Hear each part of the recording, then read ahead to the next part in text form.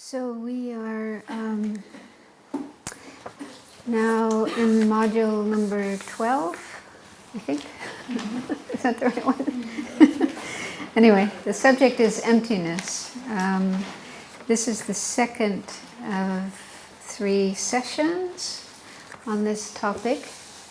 And since the topic is emptiness, it's a good idea to start by reciting the Heart of the Perfection of Wisdom Sutra in this little book, page 6.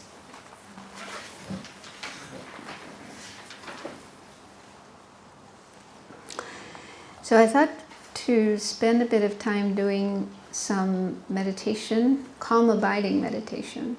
Have you had teachings on that? Yes. Huh? Partial. Partial? Anyway, a little bit. Yeah. Because in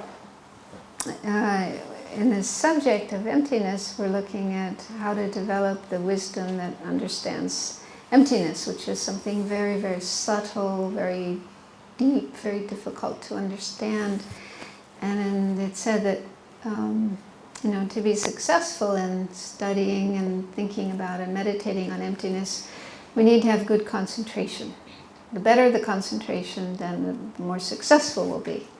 So I thought we'd spend a little bit of time now just doing some meditation on calm abiding to try to settle the mind down and try to get into as good a concentrated state as possible before we carry on with the class. And before we do that, let's just make sure that our motivation is as positive as we can make it. So the very best motivation that one can have for learning the Dharma and practicing it, meditating and so on, is what we call bodhicitta, or the mind of enlightenment. In English we sometimes call it the altruistic intention. What that means is going beyond one's own sense of self-concern. I am the center of the universe, I am more important than everybody else, my needs and wishes come first, everyone else is secondary. So that kind of attitude is what we call self-centeredness, and it's just natural that we feel that way, but we can work on changing that and learn to open our mind, our heart more, and think more of others.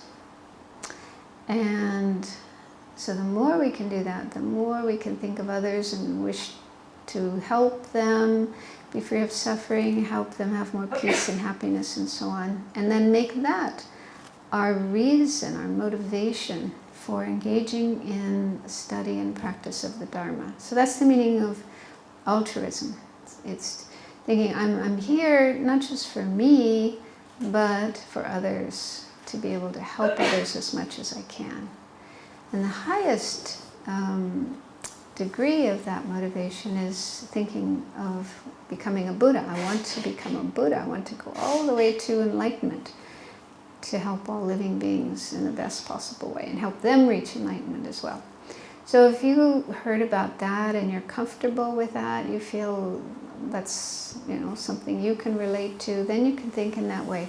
You can think, I'm here because I want to become enlightened, to be able to help all living beings reach enlightenment. But if that seems too difficult, too far away, not yet what you're comfortable with, then try to at least think that you're here for others, that you want to help others as much as you can in your life. And also, like the Dalai Lama says, even if I can't help others, I don't want to harm them. I want to avoid harming others as much as I can. That's also a kind of altruistic intention. So then you could think, I'm here because I want to be helpful to others in my life, and I'm hoping that I will learn things here that will enable me to do that. So just take a few moments to generate whatever kind of altruistic intention you can generate in your mind as your reason for being here today.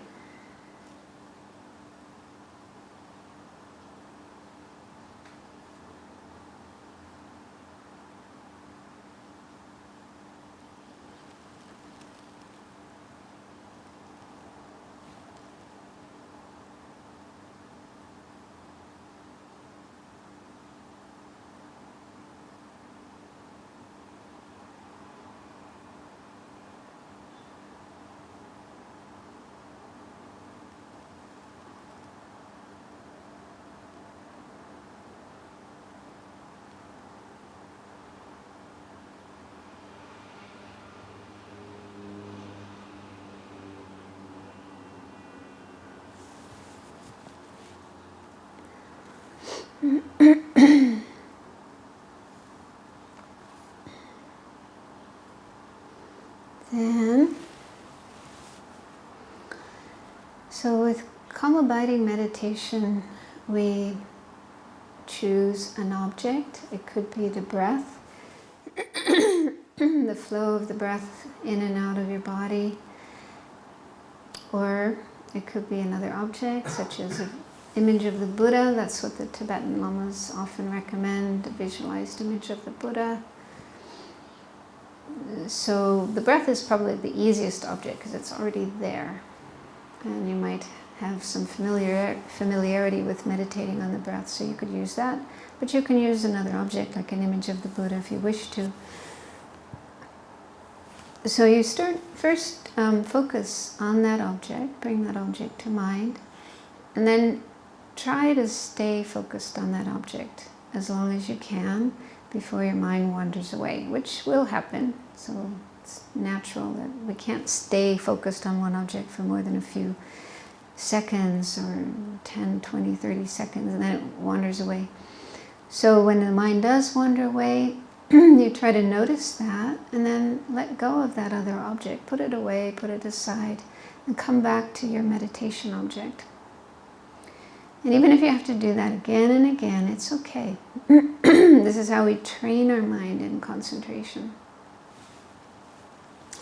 So try to stay relaxed physically and also mentally. Try to just stay right here, right now, in the present moment, present place. And just stay with your meditation object as long as you can, and then bring your mind back to this object whenever it wanders away.